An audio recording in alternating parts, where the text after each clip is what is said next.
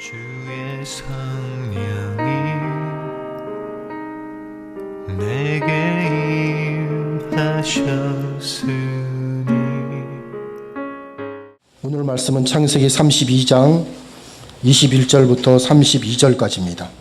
그 예물은 그의 앞서 보내고 그는 무리 가운데서 밤을 지내다가 밤에 일어나 두 아내와 두 여종과 11아들을 인도하여 야복 나루를 건널세 그들을 인도하여 시내를 건너가게 하며 그의 소유도 건너가게 하고 야곱은 홀로 남았더니 어떤 사람이 날이 새도록 야곱과 씨름하다가 자기가 야곱을 이기지 못함을 보고 그가 야곱의 허벅지 관절을 치매 야곱의 허벅지 관절이 그 사람과 씨름할 때에 어긋났더라.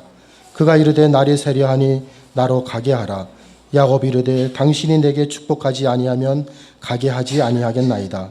그 사람이 그에게 이르되 내 이름이 무엇이냐? 그가 이르되 야곱이니이다. 그가 이르되 내 이름을 다시는 야곱이라 부를 것이 아니요 이스라엘이라 부를 것이니 이는 내가 하나님과 및 사람들과 겨루어 이겼음이니라. 야곱이 청하여 이르되 당신의 이름을 알려주소서. 그 사람이 이르되 어찌하여 내 이름을 묻느냐 하고 거기서 야곱에게 축복한지라.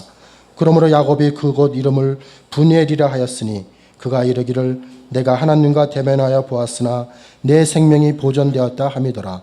그가 브니엘을 지날 때에 해가 돋았고 그의 허벅다리로 말미암아 절었더라. 그 사람이 야곱의 허벅지 관절에 있는 둔부의 힘줄을 쳤으므로 이스라엘 사람들이 지금까지 허벅지 관절에 있는 둔부의 힘줄을 먹지 아니하더라. 아멘. 야곱이 겪은 브니엘 사건은 하나님의 모든 백성이 그들의 인생 가운데 반드시 한 번 이상은 겪는 사건입니다. 이 사건은 매우 깊은 복음적인 내용을 담고 있기 때문에 이 사건을 읽고 듣는 주의 백성들마다 다시 마음을 가다듬고 주를 바라보게 됩니다. 오늘 브니엘 사건은 주의 백성들의 깊은 마음속에 밝은 빛을 비춥니다. 그 빛은 우리 마음 안에 있는 죄악의 쓰레기들과 또 찌꺼기들을 발견하게 하고 이에 회개와 믿음을 통해 새 출발을 하게 할 것입니다. 이 사건은 하나님께서 사랑하시는 신자가 그의 인생 가운데 하나님과 홀로 서는 순간을 다루고 있습니다. 이때 하나님은 그 사람의 재산이 얼마나 있는지, 얼마나 세상에서 영향력이 있는지, 인기가 있는지, 재능을 연마했는지에 대해 관심이 없습니다. 하나님은 그 신자가 참으로 왜 사는지, 그를 창조하고 구원하신 하나님을 경외하는지, 또한 하나님의 약속을 기억하며 믿고 있는지, 그의 깊은 마음 속 안에는 정녕 무엇이 있는지에 관심이 있습니다. 오늘 사건을 다루기 위해 우리는 창세기 28장부터 야곱에 대해 여러 사건들을 살펴볼 필요가 있습니다. 야곱의 아버지 이삭이 쌍둥이 에서와 야곱에게 각각 축복한 때가 그들 나이, 쌍둥이 나이 77세였습니다. 그때 이삭은 137세였고 시력을 크게 잃은 가운데 이제 곧 죽게 될 줄 알고 두 자녀에게, 두 아들에게, 쌍둥이 아들에게 축복하고자 했습니다. 하지만 이삭의 마음은 그 당시 영적으로 깨어있지 못한 상태에서 큰 아들 에서에게 이삭의 마음이 다 가 있었습니다. 하나님 분명하게 쌍둥이가 태어날 때 나중된 자가 큰 자가 될 것을 알려주셨지만 이삭은 세월이 지나면서 주의 뜻을 잊었던 것입니다. 137세의 고령의 이삭이 77세의 에서를 불러서 말합니다. 이때 야곱은 이삭이 뺐어요. 안 부릅니다. 에서만 불렀어요. 내가 이제 늙어 어느 날 죽을는지 알지 못하니 그런즉 내 기구 곧 화살통과 활을 가지고 들에 가서 나를 위하여 사냥하여 내가 즐기는 별미를 만들어 내게로 가져와서 먹게 하여 내가 죽기 전에 내 마음껏 너를 축복하게 하라. 이삭이 아주 멋있게 얘기했어요. 하나님의 뜻과는 정반대로 얘기를 하고 있어요. 지금 에서에게 장자의 복을 빌려고 하는 이삭은 매우 무지하고 어리석고 완고한 상태에 있었습니다. 분명한 것은 이 장면은 결코 이삭이 믿음 안에 있지 아니한 장면입니다. 에서에게 복을 빌려는 이삭은 죽음이 코앞에 있다고 느끼면서도 도리어 육체의 정욕이 살아난 상태이고 눈이 먼 상태이며 그의 귀는 제대로 듣지 못하는 상태로서 그의 믿음 역시 바닥을 치고 있었습니다. 하지만 이삭이 에서에게 말하는 것을 아내 리브가가 곁에서 들었고, 리브가는 늘 하나님의 말씀을 기억하고 있었던 터라 야곱이 이삭으로부터 장자의 복을 받을 수 있도록 작전을 짜기 시작합니다. 야곱은 들키면 아버지로부터 저주를 받게 된다고 하며 반대했지만, 어머니 리브가는 만일 실패하면 내가 그 저주를 받겠다고 하면서 단호하게 작전을 관철시킵니다. 그 작전은 야곱이 새끼 염소의 가죽으로 손과 목에 두르고 에서가 입던 가장 좋은 것을 입고 엄마가 만들어진 별미 요리를 들고 이삭을 만나는 것입니다.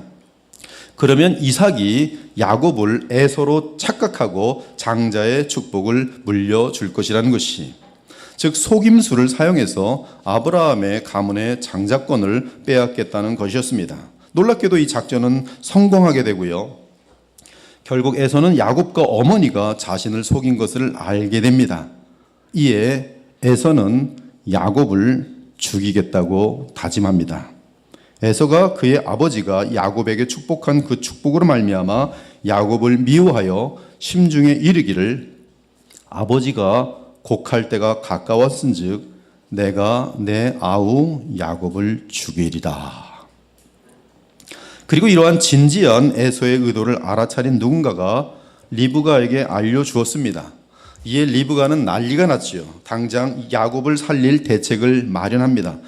우리는 지금 재미있게 읽었지만 슬픈 얘기예요. 여러분 생각해 보십시오. 여러분이 낳은 쌍둥이가 하나가 칼 들고 죽이려고 하고, 그리고 하나 엄마가 이건 또 살리려고 지금 작전을 지금 또 펴야 되는 그런 입장일 때 그 가정이 지금 뭡니까? 그래서 이 리브가는 당장 야곱을 살릴 대책을 마련합니다. 그 대책은 일단 결혼을 핑계로 야곱을 리브가의 고향 밧단 아람으로 보내는 것이었어요. 그래서 야곱을 불러 지시합니다. 내 형 에서가 너를 죽여 그 한을 풀려 하니 내 아들아 내 말을 따라 일어나 하란으로 가서, 하란은 밧단 아람입니다. 하란으로 가서 내 오라버니 라반에게로 피신하여 내 형의 노가 풀리기까지 몇 날 동안, 이 몇 날이 20년이 돼버리죠. 몇 날 동안 그와 함께 거주하라. 내 형의 분노가 풀려 내가 자기에게 행한 것을 잊어버리거든 내가 사람을 보내어 곧 사람을 보내어 너를 거기서 불러오리라. 어찌 하루에 너희 둘을 이르랴. 그리고 남편 이삭에게는 야곱이 절대로 가나안 여인과 결혼하면 안 되니 야곱을 이 밧단 아람으로 보내어 그곳에서 아내를 구해 오도록 하자고 말합니다. 이에 이삭은 좋은 제안이라고 생각하고 야곱을 밧단 아람으로 보내게 됩니다. 그래서 야곱은 자기 고향 부엘세바를 떠나 밧단 아람이 있는 하란으로 향합니다. 그는 루스라고 하는 성에 도착하게 되는데 해가 저물었어요. 야곱은 그곳에서 하룻밤을 자게 되었습니다. 사실 야곱은 죽음을 피해 도망치는 신세입니다. 그것도 다른 사람이 아닌 쌍둥이 친형에게 죽임을 당할까 봐 도망치고 있었습니다. 그는 외롭고 고단하고 비참한 가운데 어느새 잠이 들었고 깊은 밤에 꿈을 꿉니다. 그 꿈에는 사다리 하나가 땅에 서 있는데 그 꼭대기는 하늘에 닿아 있었습니다. 그리고 그 사다리 위로 하나님의 천사들이 오르락 내리락 하고 있었습니다. 얼마나 그 광채가 엄청났겠어요. 비록 꿈이지만. 그리고 그 사다리 위로 하나님의 영광이 보였습니다. 그리고 음성이 들려왔습니다. 나는 내 할아버지 아브라함의 하나님, 이삭의 하나님 여호와라. 내가 너와 네 자손에게 내가 지금 자고 있는 땅을 줄 것이다. 네 자손은 땅의 티끌처럼 많아져서 동서 남북 사방으로 퍼지며 땅 위의 모든 민족들이 너와 네 자손을 통해 복을 받을 것이다. 나는 너와 함께하고 내가 어디로 가든 너를 지켜줄 것이다. 그리고 너를 다시 이 땅으로 데려오리니 내가 너에게 약속한 것을 다 이루어 주기 전까지 나는 결코 너를 떠나지 않을 것이다. 그리고 나서는 야곱은 잠에서 깨어나게 됩니다. 그리고 자신의 인생 가운데 가장 기이하고 놀라운 사건을 겪은 상태라서 이렇게 고백합니다. 여호와께서 과연 여기 계시거늘 내가 알지 못하였도다. 이에 두려워하여 이르되 두렵도다 이곳이요 이것은 다름 아닌 하나님의 집이요 이는 하늘의 문이로다. 하나님께서 직접 자신을 찾아 지금 내려온 장소라 이것이죠. 그리고 야곱은 베개로 삼고 잤던 돌을 가져다가 기둥으로 세우고 그 위에 기름을 부었습니다. 그리고 그것을 베델이라고 불렀어요. 그러면서 야곱은 맹세합니다. 하나님이 나와 함께 계셔서 내가 가는 이 길에서 나를 지키시고 먹을 떡과 입을 옷을 주시고 내가 평안히 아버지 집으로 돌아가게 하시오면 여호와께서 나의 하나님이 되실 것이요 내가 기둥으로 세운 이 돌이 이제 돌아올 것을 전제로 한 것이에요. 이 돌이 하나님의 집이 될 것이요 하나님께서 내게 주신 모든 것에서 10분의 1을 내가 반드시 하나님께 드리겠나이다. 즉 내가 받은 모든 축복은 하나님이 주신 것을 인정하고 믿음으로 10의 1을 바치겠나이다 라는 고백인 것이. 그 후 야곱은 바단 아람에 이르러 그곳에서 20년을 지내게 됩니다. 14년은 두 아내 레아와 라헬을 위해 일하고 나머지 6년은 11명의 자녀들이 태어남으로 인해 그 자녀들을 먹여 살리기 위해 재산을 모으느라 일하게 됩니다. 한편 야곱은 11번째 아들 요셉을 낳은 후에 고향으로 돌아가고자 했어요. 요셉이 태어났을 때 이제 고향으로 가야겠다. 그리고 라반에게 말했어요. 고향으로 가야겠습니다. 아이들도 11명이나 있고 아내는 4명이나 있고 고향으로 갈래요.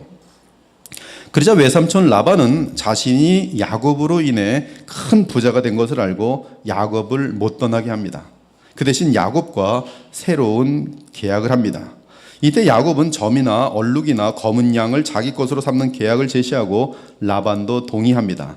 아, 그렇습니까, 삼촌? 그러면 지금까지 나의 등을 쳐서 계속 계약을 위반하면서 하나도 내 재산을 만들어주지 않았는데 정확하게 합시다. 그래, 뭐야? 지금부터 점 있는 거, 또 껌껌한 거, 검둥이들, 또 무슨 뭐 줄 있는 것들은 다 내 거고 삼촌 거는 하얀 것만 삼촌 거네. 삼촌이 뭐 바보 같은 놈. 하얀 것만 잔뜩 있거든요. 바보. 그래, 그렇게 하자. 그런데 세월이 흐르면서 신기하게도 건강한 양들은 점점 얼룩이가 되고 검은 양이 되는 반면에 쇠약한 것들은 흰 양으로 나오면서 라반의 것이 되는 것이, 결국 야곱은 큰 부자가 되었어요. 야곱은 많은 가축대와 남종과 여종 그리고 낙타와 나귀를 갖게 되었습니다. 안타깝게도 어느 날부터인가 시기심이 발동한 라반과 그의 아들들이 노골적으로 야곱을 미워하기 시작했어요. 그들은 야곱을 차갑게 대했습니다. 그런 중 어느 날 여호와 하나님께서 야곱에게 나타나 말씀하셨어요. 내 조상의 땅, 내 족속에게로 돌아가라. 내가 너와 함께 있으리라. 그래서 야곱은 11명의 자식들과 4명의 아내들을 낙타에 태우고 모든 가축과 모든 소유물을 갖고 가나안 땅에 있는 아버지 이삭에게로 향했습니다. 하지만 라반과 그의 아들들이 해코지를 할까 두려워서 밤에 주랭랑을 쳤습니다. 그러나 3일 만에 야곱의 외삼촌 라반은 야곱이 가족들과 재산을 가지고 주랭랑 친 것을 알고 야곱을 뒤쫓습니다. 그리고 7일 만에 따라잡습니다. 이건 뭐 웬만한 드라마보다 훨씬 재밌는 내용들이에요. 뭐 흥미진진합니다. 어떻게 이렇게 흥미진진지 모르겠어요. 7일 만에 따라잡아요. 외삼촌이 막. 근데 따라잡는 게 반갑게 야 인사하고 가자 이게 아니에요. 자 죽여야겠다. 다 뺏어와야겠다. 이거 따라가고 있는 거예요. 하지만 하나님께서는 라반이 야곱을 만나기 전날 밤에 그에게 나타나 경고하십니다. 밤에 하나님이 아람 사람 라반에게 현명하여 이르시되 너는 삼가 야곱에게 선악간에 말하지 말라 하셨더라. 너 함부로 말하면 그리고 네 심중에 있는 대로 그 미움과 그 악한 의도로 뺏어올 생각하고 말하면 너는 즉사야. 분명히 말씀하셨어요. 거룩하신 하나님의 경고를 받은 자들은 즉사할 것을 느끼기 때문에 어쩔 수 없이 순종하게 됩니다. 그래서 라반은 야곱을 만나자 이렇게 고백합니다. 너를 해할 만한 능력이 내 손에 있으나 너의 아버지의 하나님이 어젯밤에 내게 말씀하시기를 너는 삼가 조심하여, 삼가란 말은 조심해라 이 뜻이죠. 너는 삼가 야곱에게 선악간에 말하지 말라 하셨느니라. 아마도 야곱이 하나님의 여러 약속들을 기억하며 믿음으로 행하였다면 주랭랑을 치는 난리법석을 떨지 않아도 되었을 것입니다. 또한 온 가족들과 모든 종들이 두려움에 시달리지도 않았을 것입니다.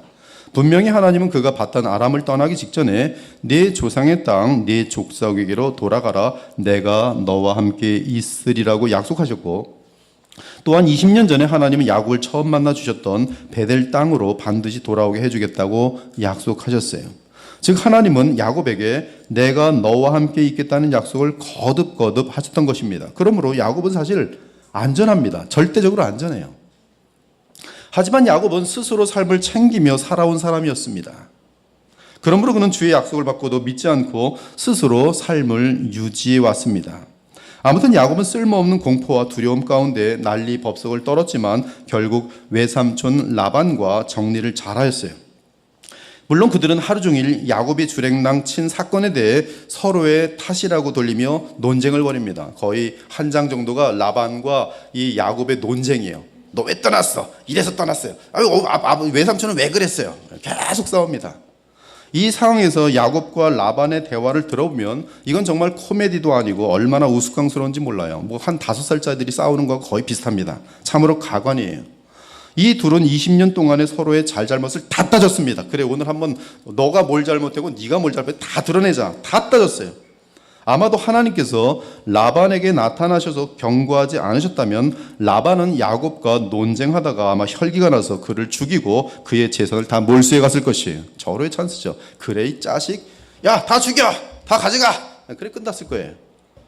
아무튼 하나님의 경고로 인해 꼼짝 못하는 라반을 보며 야곱은 20년 동안 하지 못했던 말을 그냥 그 앞에서 다 쏟아붓습니다. 그리고 그 둘은 그래 우리 다시는 상종하지 말자는 뜻으로 언약을 세웁니다. 물론 언약은 멋지게 조상들의 이름과 하나님의 이름을 들먹이면서 했어요.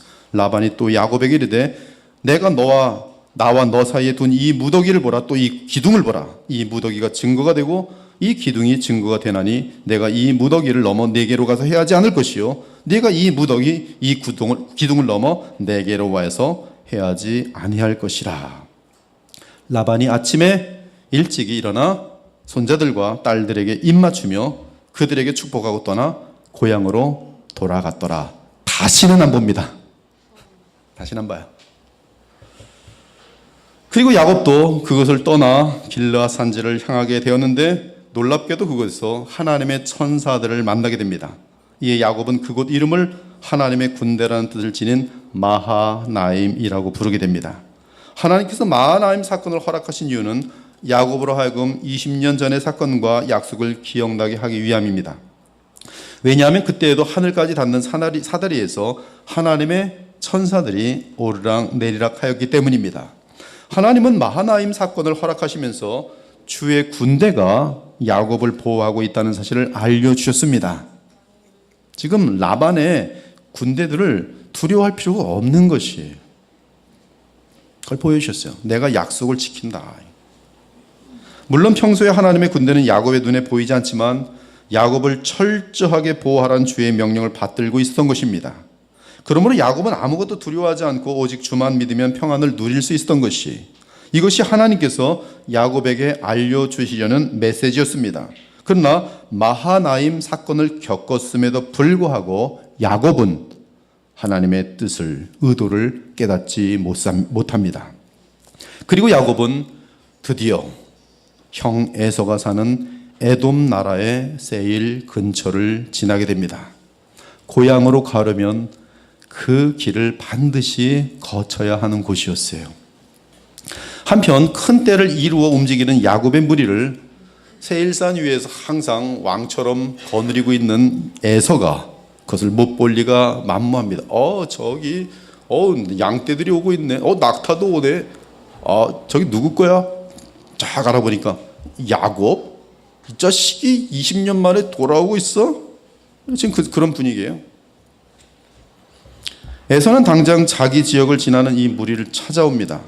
이를 알고 있는 야곱은 한 곳에 천막을 치고 그곳에서 꼼짝달싹 안 하고 거기에 앉아서 에서의 마음을 누그러뜨릴 선물을 만들어 보내기 시작합니다. 지금까지 인생을 살아온 방식으로 형 에서의 문제도 풀어보려고 시도합니다. 먼저 한때의 선물을 만든 후에 심부름꾼을 붙여 보냅니다. 첫 번째 선물이 에서를 만나면 말하거라. 나의 형님이시여 당신의 종 야곱이 소와 나귀와 가축대와 남종과 여종을 내 주께 바칩니다. 은혜를 베푸소서라고 말하거라. 그런데 첫 번째 심부름꾼을 보낸 후 첫 번째 심부름이 다른 사람을 보내서 돌아와서 정보를 알려줬는데 에서에 대한 구체적인 상황을 보고받게 됩니다.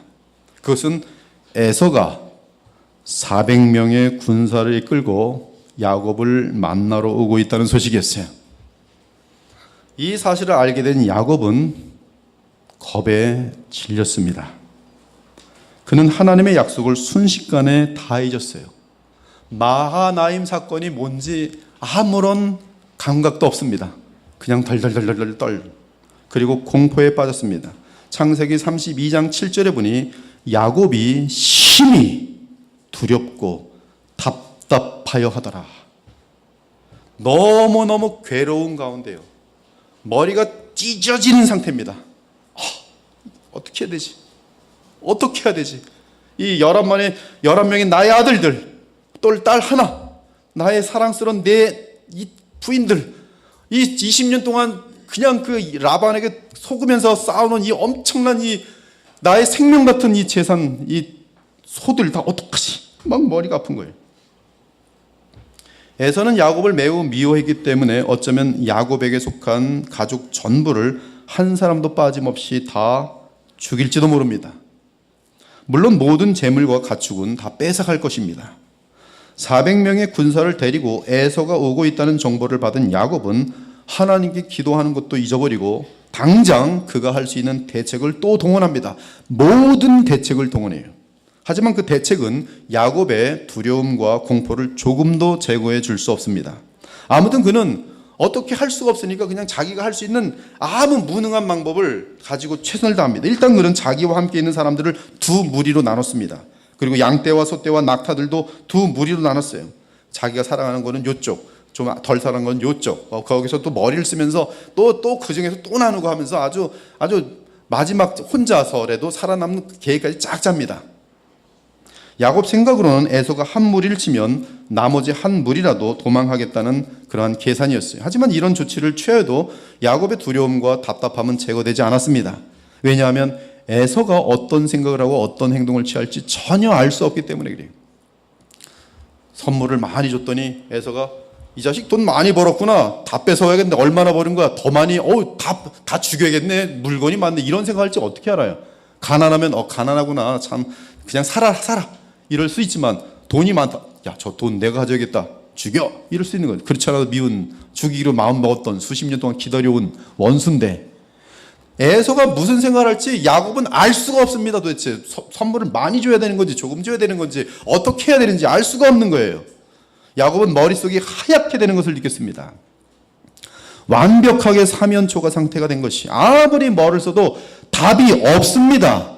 답이 없어요. 그저 마음이 복잡하고 고민을 하니 머리가 끝없이 아플 뿐이에요. 아마도 이러한 기간이 길다면 그는 곧바로 우울증에 빠지면서 어느새 정신착란 현상을 나타낼 것이 바로 이러한 상황이 곧바로 미치는 상태입니다. 하지만 다행스럽게도 아마 이 부분이 등장되지 않았으면 아마 야곱이 미쳤을 거예요. 휙하고. 다행스럽게도 그는 여러 시간 머리가 너무너무 아프게 고민하며 생각하다가 마침내 하나님의 은혜죠. 하나님과 주의 약속이 떠오릅니다. 그러자 그는 기도하기 시작해요. 내 조부 아브라함의 하나님, 내 아버지 이삭의 하나님 여호와여, 주께서 전에 내게 명하시기를 내 고향 내 족속에게로 돌아가라. 내가 네게 은혜를 베풀리라 하셨나이다. 나는 주께서 주의 종에게 베푸신 모든 은총과 모든 진실하심을 조금도 감당할 수 없사오나 내가 이 지팡이만 가지고 이 요단을 건넜더니 지금은 두 때나 이루었나이다. 내가 주께 간구하오니 내 형의 손에서 얼마나 괴로우면 얼마나 무서우면 오 하나님 내가 주께 간구하오니 내 형의 손에서 에서의 손에서 나를 건져내시옵소서. 그리고 두려워하는 이유를 말해 내가 그를 두려워함은 그가 와서 나와 내 처자들을 칠까 겁이 나기 때문입니다. 지금 이 야곱의 마음이 다 죽일까 봐 겁이 철.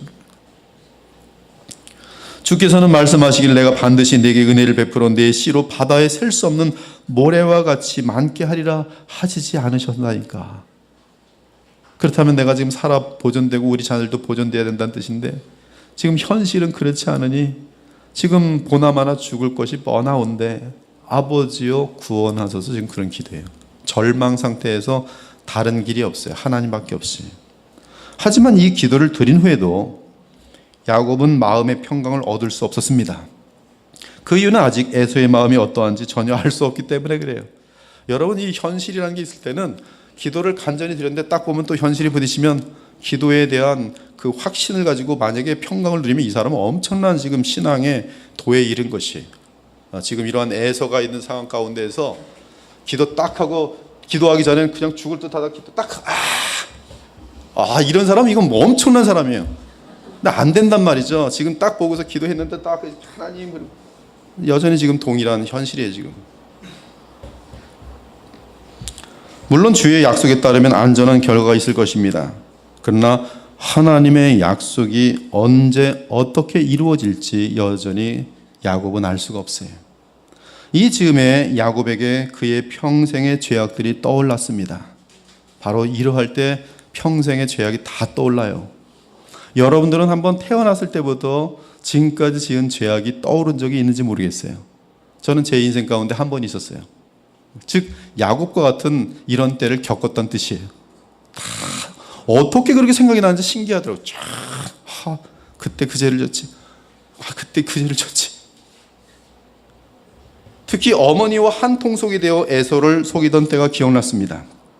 눈먼 아버지 이삭을 속인 죄도 기억났습니다. 라반과의 관계에서도 약삭빠르게 꾀를 내던 모든 일들이 기억났습니다. 무엇보다 하나님을 기억하지 못하고 그저 하루하루 정신없이 살아온 삶이 기억났습니다. 죄가 기억나자 야곱은 주께서 자신을 어떻게 다루실지 더더욱 확신할 수 없어요. 죄가 기억나면 지금 내가 망하게 된 게 뭐예요? 죄값이에요. 죄값. 이 죄값이 지금 치르게 되는 현실인가 보다. 그렇다면 이번에 죄값을 치르기 위해서 우리 11 자녀들이 다 죽나 보다. 생각은 그렇게 얼마든지 줄 수 있는 것이. 하나님은 에서로 하여금 지금의 내 가족을 다 죽이게 하고 나만 살아서 베델에 돌아가게 하실 것인지, 아니면 나까지 죽이시고 과거의 약속을 취소하실 것인지, 야곱은 기억난 죄악들로 인해 도대체 하나님의 뜻이 무엇인지 알 수 없었어요. 야곱은 계속 자기 입장과 관점에서 하나님이 하실 일을 예측해 보았습니다. 하지만 어떻게 사람이 하나님이 하실 일을 알 수 있습니까? 또한 에서가 코앞에 다가온 상태인데 주의 뜻이 무엇인지 무엇으로 알 수 있습니까? 바로 이 부분에서 야곱은 방금 전에 하나님께 간절한 기도를 드렸음에도 불구하고 죽을 지경이 된 것이, 모든 죄악들이 다 떠오르고 이제 나는 하나님께서는 이제 나를 어떻게 하실 것인가, 이렇게 해서 인생은 그냥 끝나는 건가 보다. 그래서 야곱은 아무것도 알 수 없기 때문에 한 발자국도 움직이지 못하고 계속 천막에 있습니다. 여러분 보면 지금 야곱이 천막에서 꼼짝 못해요. 한 걸음도 움직이지 못합니다.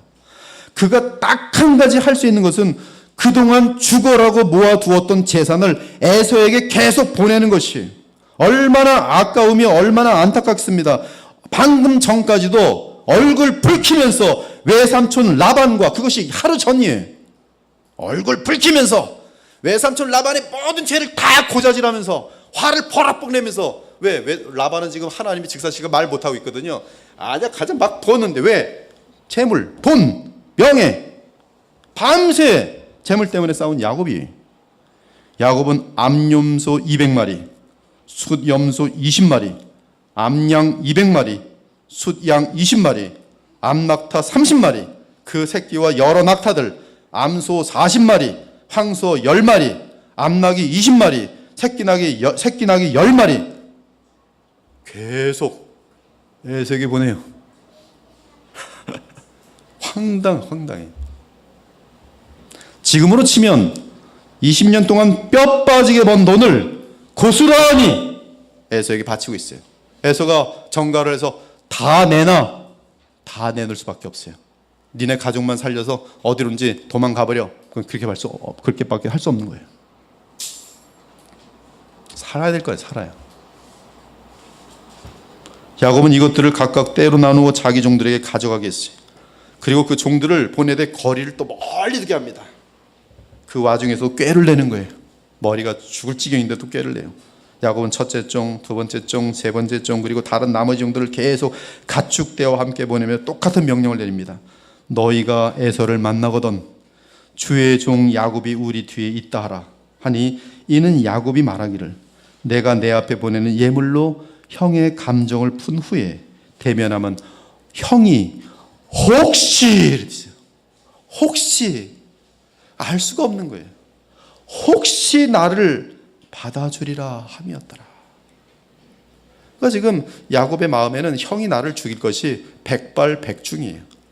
야곱의 마음속의 퍼센테이지로는 거의 98% 넘게 형은 나를 죽일 것이고 내 자녀들도 죽일 것이고 내 모든 것을 몰살시킬 것이다.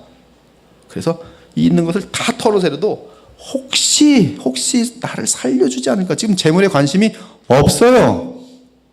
20년 동안 모아온 거기에 대해서 지금 관심이 없어. 죽을 지경인데요. 혹시 나를 받아주리라 함이라. 그렇습니다. 이렇게 야곱은 최선을 다하고 있지만 그럼에도 그가 에서의 손에서 벗어날지 죽게 될지는 아직도 모르는 것이. 지금 이미 다 날려 없어요. 다 날렸는데도 아직도 몰라요. 죽을지 맞을지. 오히려 야곱의 말투로 보면 그는 망하게 될 가능성이 더 비중을 두고 있는 것을 우리는 알 수가 있어요. 이렇게 선물을 보낸 야곱은 여전히 장막을 움직이지 못합니다.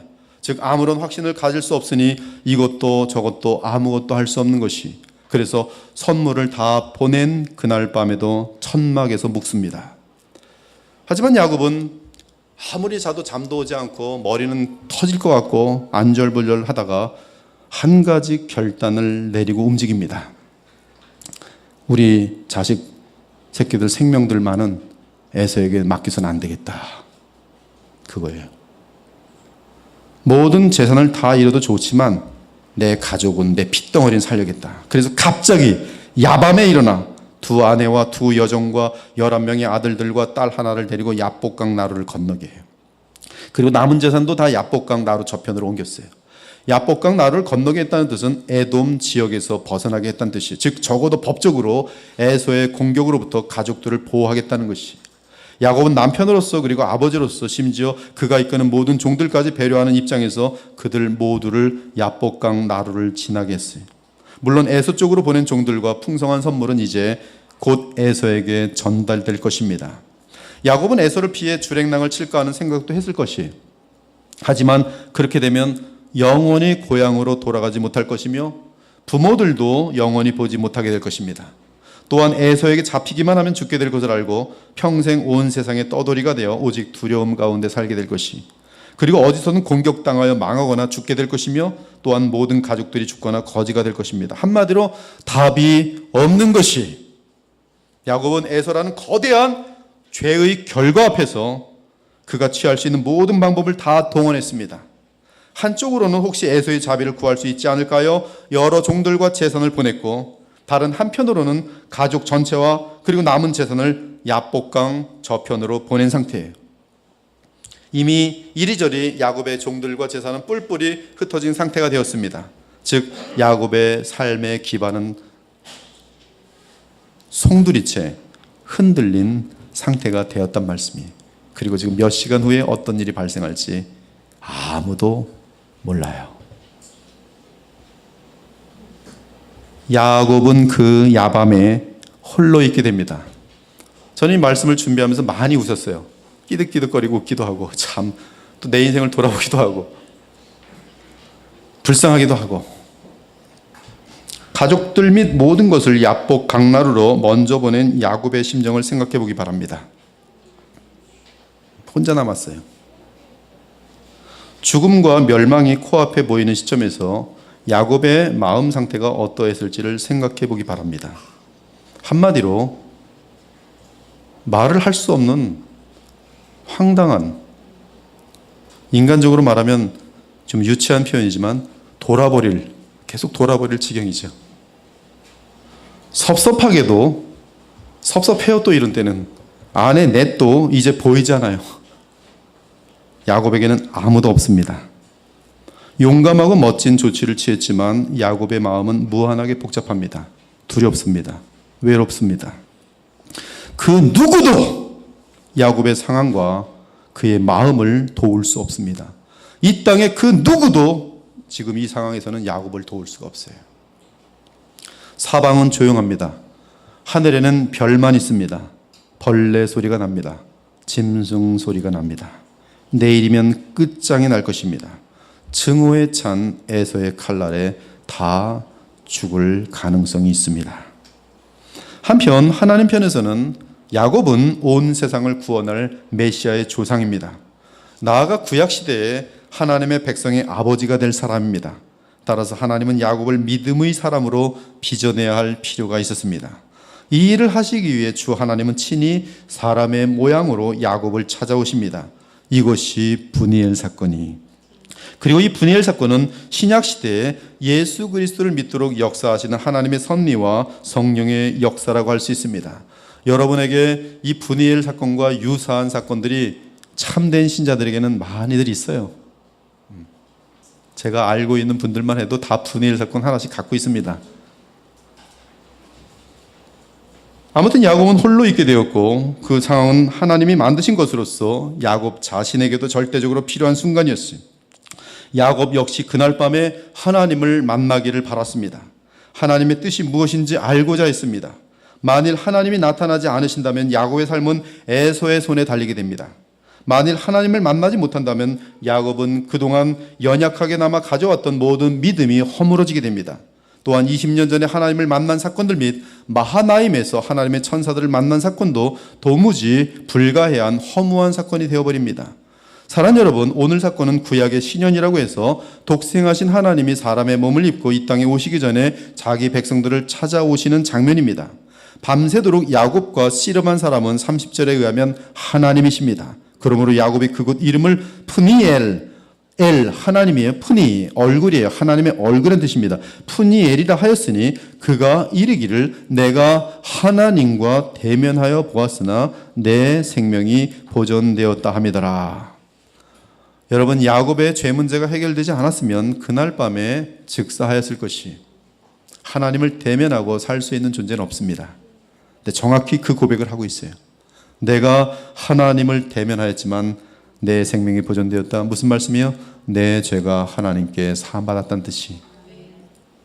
또 야곱이 만난 분은 우리 주 예수 그리스도께서 사람의 몸을 공식적으로 입기 전에 자기 백성을 찾아오신 독생하신 하나님이셨던 것이, 그날 밤에 하나님을 간절히 뵙기를 원하는 야곱에게 하나님이 사람의 몸을 임시적으로 입고 찾아오셨습니다. 마침내 사람의 몸을 입고 오신 하나님과 야곱이 결국 만났습니다. 그리고 그 둘은 밤새도록 씨름을 했습니다. 이는 이 둘의 의지와 뜻이 상반된다는 뜻입니다. 야곱은 처음에는 자신과 씨름하던 분이 하나님이신 것을 몰랐습니다. 그래서 밤새 씨름합니다. 그러다가 날이 새려고 할 때 그 사람은 자기가 야곱을 이길 수 없다는 것을 알고 야곱의 엉덩이뼈를 쳐서 엉덩이뼈를 어긋나게 만들었습니다. 만일 야곱이 그 씨름에서 자기 뜻을 굽히고 그 사람에게 졌다면 엉덩이뼈가 어긋나서 불구가 되는 일은 없었을 것이. 사랑하는 여러분, 에서는 야곱의 죄악의 삶이 가져온 열매 중에 하나일 뿐입니다. 잘 들으셔야 돼요. 그의 거짓말 및 어머니와의 작당으로 인한 죄의 열매입니다. 그는 그의 죄악 중에 한 열매인 에서가 등장하여 그의 삶에 위기를 줄 때까지는 계속 동일한 삶의 방식으로 살아왔습니다. 그는 하나님을 베델에서 만나 영원한 약속을 받은 경험이 있었어도 그의 죄성에 속한 삶은 지난 20년 동안 달라진 것이 없었습니다. 그가 달라진 것이 없다는 사실은 외삼촌 라반과 다투며 헤어지는 장면에서 노골적으로 드러납니다. 그래서 그 장면이 있는 것이, 그 장면은 왜 있는가? 야곱은 20년 동안 달라진 게 없다는 것이, 즉 야곱의 본색이 그동안 그의 품삯을 10번이나 속인 정말 실은 외삼촌 라반 앞에서 다 드러났습니다. 지금 그 모습으로 이삭에게 돌아간다면 야곱은 지난 20년 동안 아무런 변화도 없이 돌아가는 것과 다를 바가 없어요. 여전히 약삭빠른 기회주의자로 부모와 고향을 찾게 되는 것입니다. 한 가지 다르다면 만일 에서가 그를 죽이지 않고 또한 재물도 빼앗지 않을 경우 많은 재산과 자녀들과 종일 것입니다. 그것만 가져가는 것이. 그럼 부모, 와, 너 성공했다.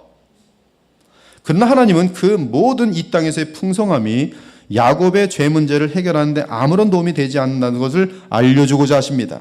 죄 문제를 해결하기 위해 야곱이 유일하게 의지해야 할 분은 복이 아니라 주 하나님이세요.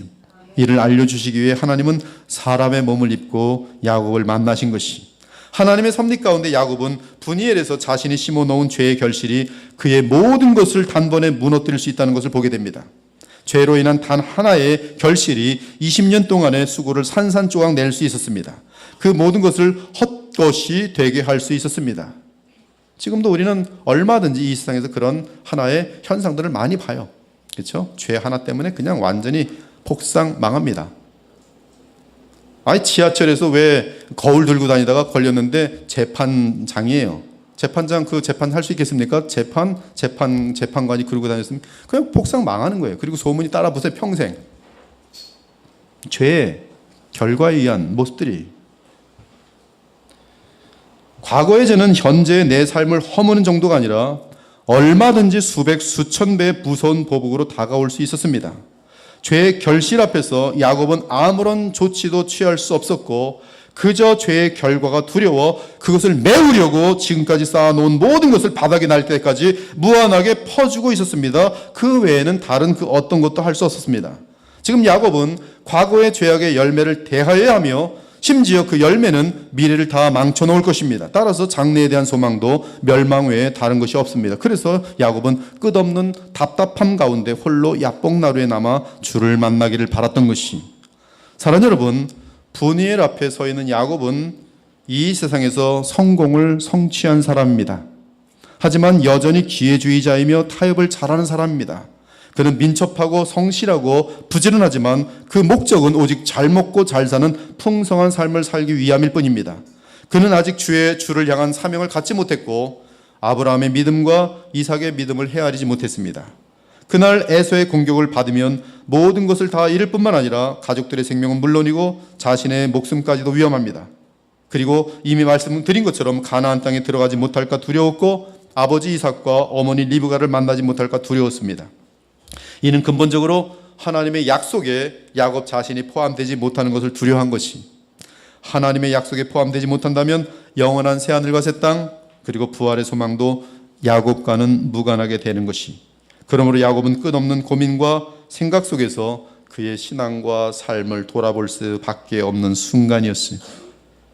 영원 구원과 천국의 확신을 고민하는 순간이 되었던 것이에요. 마침내 야곱은 그 사람과 씨름하면서 그의 지난 삶 전체가 문제가 있다는 것을 알게 됩니다. 그 문제는, 야곱의 문제는 내가 내 삶의 주인인 줄 착각하였다는 사실이. 에서 앞에서 야곱은 그가 쌓은 모든 것이 아무런 의미가 없는 것을 알게 되었어요. 나는 도대체 무엇을 위해 살아온 것일까? 나는 하나님을 위해 무엇을 한 것일까? 그분의 약속에 대해 나는 무슨 의미를 갖고 산 것일까? 사실 베델에서 야곱이 하나님께 드린 기도는 상당 부분 흥정입니다. 조건부예요. 즉 하나님을 믿어줄 테니 내가 원하는 복을 달라는 것이었어요. 하지만 분의 일 사건을 지나면서 야곱은 그 모든 것의 헛됨을 발견하게 됩니다. 그리고 그의 남은 삶은 내가 사는 것이 아니라 주께서 내 주인이 되는 삶만이 영원한 보람과 안전이 있다는 사실을 확인하게 돼요. 그래서 얻은 그의 이름이 이스라엘이, 내가 그를 위하여 모든 것을 잃어버리고 배설물로 여김은 그리스도를 얻고 그 안에서 발견되려 함이니 그런즉 이제는 내가 사는 것이 아니요 오직 내 안에 그리스도께서 사시는 것이라. 이제 내가 육체 가운데 사는 것은 나를 사랑하사 나를 위하여 자기 자신을 버리신 하나님의 아들을 믿는 믿음 안에 사는 것이라. 죄의 결과인 영원한 멸망 앞에서는, 죽음 앞에서는 돈도 명예도 권력도 평강을 줄 수 없습니다. 여러분의 죄 문제가 해결되지 않고 죽음을 맞이할 때요, 죽음 배후에 지옥이 있는지 없는지 알 수도 없는 사람들 불안에 떨면서 안 가려고 버둥거리면서 대단히 두려워해요. 저를 사랑하던 권사님 한 분이 필라델피아의 아주 큰 대형 병원의 수간호사였어요. 근데 그 간호사로서 죽는 사람들을 끝없이 많이 보았다고 해요. 근데 어느 날 저한테 와서 얘기를 하더라고요. 목사님, 왜요? 제가 지금까지 수십 년 동안 간호사를 했는데 한 가지 증상이 특이하게 발견됩니다. 뭡니까? 정말 예수님 믿고 죽어가는 사람은 얼굴이 환하게 평강을 맺고 죽더래요. 근데 가짜 신자들 및 불신자들은 죽음이 너무나 두려워서 벌써 며칠 전부터 덜덜덜 떠고 어찌해야 될 바 모르는 가운데, 그리고 얼굴이 평안하지 않다고 얘기를 해요. 영원한 멸망 앞에서, 죄의 결과인 영원한 멸망 앞에서, 죄의 결과인 죽음 앞에서 돈, 명예 아무 의미 없어요. 여러분 5억 있다고 합시다. 의사가 말했는데 당신 내일 죽습니다. 무슨 의미가 있어요? 할 수 있는 게 없어요. 마음이 갑갑한 채 우울증에 빠지게 되거나 더 무서운 죄악으로 달리게 돼 있어요. 마음의 참된 평강은 오직 지금까지 지은 죄의 문제가 해결될 때야에 가능합니다. 죄의 결과 앞에서 오직 하나님을 만나기를 원하게 된 야곱처럼 우리는 우리 인생이 죄의 결과로 인해 영원한 멸망에 처한 사실을 알게 될 때 하나님을 만나 뵙기를 원하게 되는 것이, 아브라함도 하나님의 약속을 스스로의 힘으로 이루려 하다가 이스마엘을 얻게 됩니다. 하지만 이스마엘은 영원토록 믿음의 원수가 되어버렸어요. 마찬가지로 야곱 역시 하나님의 약속을 인간의 꾀로 이루어보려 했어요. 물론 초기의 야곱은 하나님의 약속은 이 세상에서 거부가 되는 것으로 이해했습니다. 그래서 끝까지 주의 약속을 스스로 이루어보려고 계속 거짓과 꾀를 사용하며 세상 복을 추구하며 살아왔어요. 하지만 그 결과는 그의 삶을 송두리째 무너뜨리는 거대한 원수인 에서일 뿐이었어요. 오늘 하나님은 야곱을 사랑하셔서 그의 엉덩이 뼈를 쳐서 어긋나게 하셨습니다. 즉 야곱은 불구자가 되었어요. 야곱은 불구자가 된 순간부터 주 하나님을 놓지 않습니다. 오직 주께서 주시는 참복만이 죄로부터, 죄의 저주로부터 구원할 수 있다는 사실을 알게 되었기에 결코 주를 놓지 않습니다. 끝까지 기도로 주를 붙습니다. 환골이 나간 다음부터, 엉덩이뼈가 나간 다음부터는 이 야곱이 절대 안 놔요. 이 사람을 안 놔요. 하나님을 안 놔요. 끝까지 기도로 주를 붙듭니다. 결코 놓지 않습니다.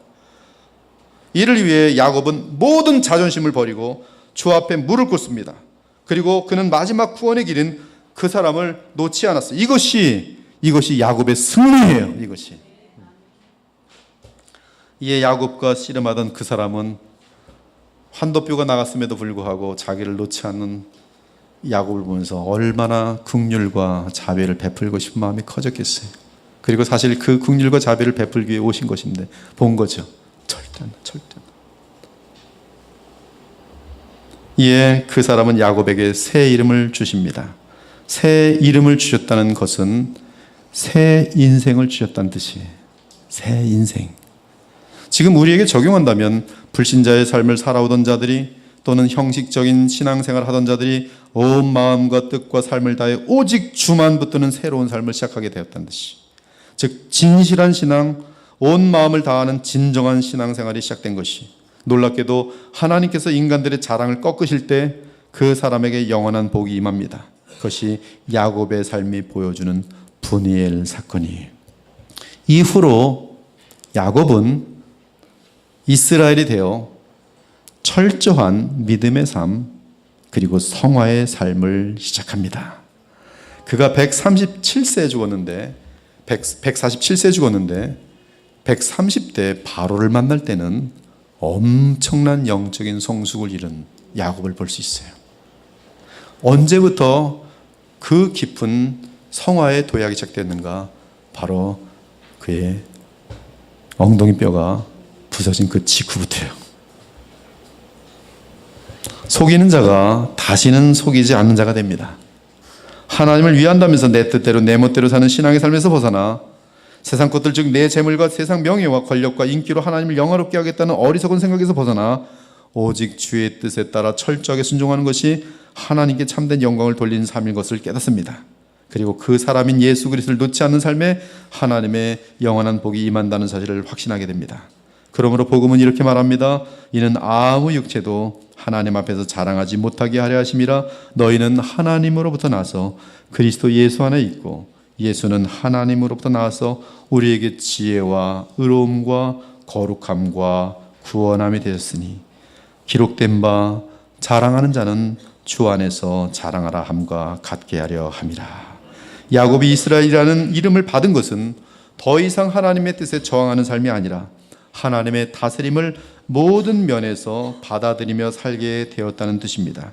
그렇습니다. 진정한 신앙생활은 내 인생이 나를 위해 있지 않고 세상을 위해 있지 않고 나를 지으시고 이 땅에 나를 보내신 그분의 계획을 따르는 데 있다는 것을 아는 순간부터 시작됩니다.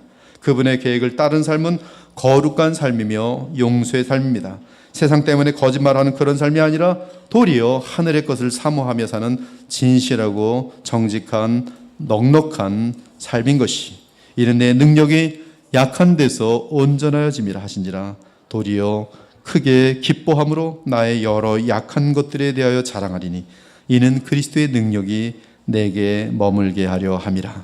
그러므로 내가 그리스도를 위하여 약한 것들과 능력과 궁핍과 박해와 공고를 기뻐하노니 이는 내가 약한 그때의 강함이라. 혹시 이 자리에 분이엘 사건을 겪지 않은 채 여전히 그리스도의 이름으로 세상을 위해 사는 사람들이 있습니까? 세상을 위해 사는 사람들이 있습니까? 그들은 언젠가 그들의 죄의 열매인 에서를 만나게 되면서 그들이 온 힘을 다해 달려온 삶이 허무로 마치게 될 것이, 그때 그들은 무한한 공포와 두려움에 빠지게 될 것입니다. 그럼에도 주 예수 그리스도를 만나 그분 앞에서 새로운 삶을 시작하지 않는다면 그 사람은 죽음과 함께 반드시 지옥으로 떨어질 것이, 그러나 내 고집을 빨리 버리고 주의 뜻대로 살기로 한다면 분이엘 사건은 에서라는 무서운 열매 없이, 또한 엉덩이 뼈가 부서져 불구가 되는 일이 없이, 심지어 어린 때부터 또는 청년 시절부터, 청년들이여 정신 차리고 지금부터 제대로 살면요, 여러분 이 환도뼈 부러지지 않아요. 그럴 필요 없어요. 고집 부리니까 부러지는 것이, 오히려 평생을 칼빈처럼 하나님을 영화롭게 할 수 있는 온전하고 보람된 삶을 살게 될 것이, 그리하여 이 땅에 살면서도 늘 천국을 누리며 살 뿐 아니라 하나님께 많은 풍성한 열매를 안겨드리는 지혜로운 삶을 사는 주의 백성이 될 것입니다. 지금 이 시간 과거의 죄악으로 인해 현실 가운데 아픔과 희생과 고통과 답답함을 느낀다면 인간의 힘으로 해결하려 하지 마시고 주 예수 그리스도 앞에 나오기 바랍니다. 그리고 그분의 중보 사역에 의지하여 하나님 보좌 앞에 나아가 새 마음과 새 삶을 달라고 기도하기 바랍니다. 그리고 주께서 평강 주시고 문제들을 해결하여 주시면 새로운 거룩한 믿음의 삶을 힘차게 시작하겠다고 주님께 여러분의 마음을 드리세요. 하나님께서 여러분의 삶을 해결해 주실 것이, 그리고 새로운 시작을 허락하실 것입니다. 여러분의 과거가 그 어떤 죄악으로 가득하였을지라도, 그리고 그 죄악이 해결되지 않아 우리의 미래가 아무리 어두워 보일지라도 십자가의 주 하나님께 우리 죄를 아뢰고 진실로 회개한 후 정말로 의롭고 거룩한 삶을 살기 위해 주 예수님을 야곱처럼 꼭 붙들고 놓지 않는다면, 여러분들이 단 한 가지만 하시면 돼요. 주님, 주 예수님 붙들고 놓지 않으면 돼요. 그러면 반드시 여러분은 새로운 인생의 주인공인 새 이스라엘이 될 것입니다. 그리고 그 이유로는 주께서 주의 성령을 보내어 얼마든지 우리로 하여금 하늘나라의 풍성한 새 삶을 살게 하실 것이, 오늘 이 예배와 함께 분이엘의 사건에 합격하는 우리 모두가 되어 영광의 주와 함께 영혼을 살게 되는 복된 주의 백성 되시기를 우리 주 예수 그리스도의 이름으로 축원합니다. 아멘. 주 하나님 감사합니다. 오늘 분이엘 사건을 복음 안에서 조명하여 보았습니다. 이 말씀을 경고로 듣게 하시고 또 위로로 듣게 하시고 감사로 듣게 하여 주시옵소서. 엉덩이 뼈가 잘라진 자들은 오히려 그 잘라진 것 때문에 더 하나님께 감사하며 거룩한 삶을 살게 하시고, 아직도 아무것도 모르고 죄를 범하는 자들에게는 언젠가 그의 모든 수고를 헛수고로 만들 에서를 만날 날이 있다는 사실을 알고 오늘 이 시간에 경고를 받게 하여 주옵소서. 그래서 지혜로운 자들이 되어서 하나님께 매를 맞기 전에 더 빨리 주님께 돌아와 주와 동행하는 아름다운 주 백성들이 다 되게 하여 주시옵소서. 살아계신 우리 주 예수 그리스도의 이름으로 기도 올려옵나이다. 아멘.